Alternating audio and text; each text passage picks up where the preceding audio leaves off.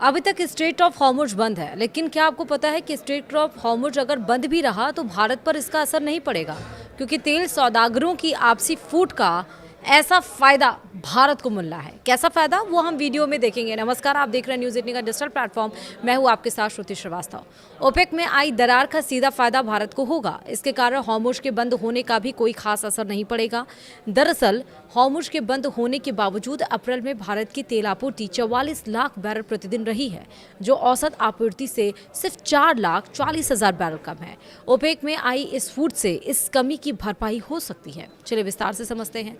दरअसल Hormuz strait के बीच petroleum निर्यातक देशों के बीच बढ़ती फूट से भारत को बड़ा फायदा हो सकता है। संयुक्त अरब अमीरात के ओपेक और ओपेक प्लस से बाहर निकलने के बाद तेल आपूर्ति के वैश्विक बाजार में प्रतिस्पर्धा बढ़ेगी, कंपटीशन बढ़ेगा, जिसका सीधा लाभ भारत जैसे देशों को मिल सकता है।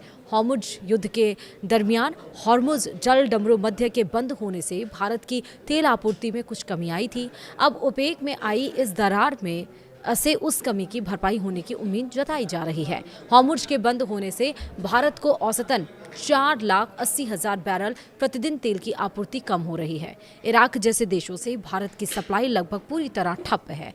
ऐसे में ओपेक की यह दरार भारत के लिए फायदेमंद साबित हो सकती है। अब भारत की तेल सप्लाई में कोई बाधा नहीं है।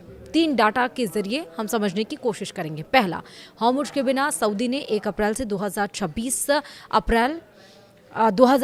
तक भारत को 6,97,000 बैरल प्रतिदिन तेल की आपूर्ति की है। यह 2025 से लेकर 26 के औसत 6,68,000 बैरल प्रतिदिन से काफ़ी ज़्यादा है।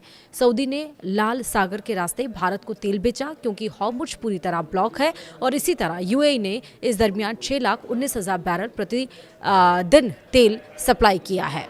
वहीं दूसरा पॉइंट है, यह 2025 से 26 के औसत 4,30,000 बैरल प्रतिदिन से काफ़ी ज़्यादा है। यूएई फुजेराह के जरिए तेल सप्लाई कर रहा है। हॉर्मुज के बंद होने से सिर्फ इराक से भारत की तेल सप्लाई नहीं हो पा रही है। इराक आम दिनों में औसत 8 लाख बैरल प्रतिदिन तेल भारत को देता था, अब यह पूरी तरह से बंद है। वहीं हॉर्मुज संकट के बावजूद अप्रैल महीने में भारत को औसतन 44 लाख बैरल प्रतिदिन तेल मिला है। यह 2025 से लेकर 26 के औसत 48 लाख बैरल प्रतिदिन से कम है। यानी भारत की तेल सप्लाई पर हॉर्मुज ब्लॉक का बड़ा असर नहीं देखने को मिल रहा है। वहीं अब ओपेक में टूट के बाद भारत की सप्लाई बढ़ सकती है, क्योंकि यूएई अब स्वतंत्र रूप से तेल उत्पादन और बेच सकेगा। यूएई और भारत के संबंध काफी ज्यादा बेहतरीन है। वहीं हाल ही में सीज़फायर की घोषणा के बाद भारत के विदेश मंत्री एस जयशंकर ने यूएई का दौरा किया था। जंग के दरमियान भी यूएई ने तेल की आपूर्ति बढ़ा दी थी।